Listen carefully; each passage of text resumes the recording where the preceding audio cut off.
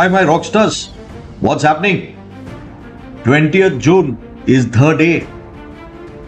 I know it's a task. It's a big task, but we both mutually have agreed. We are a team. We are a great team. We are about to complete our portion, even if we started our batch after 12th of March.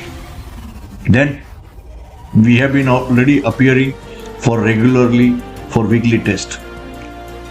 In next 10-15 days, once we complete 100% portion, after 4 days of gap, we start 3 prelims, 3 comprehensive prelims.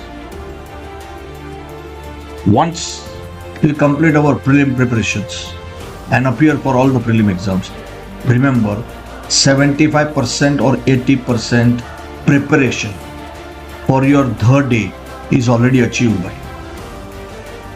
The rest 25%. I'll see you soon.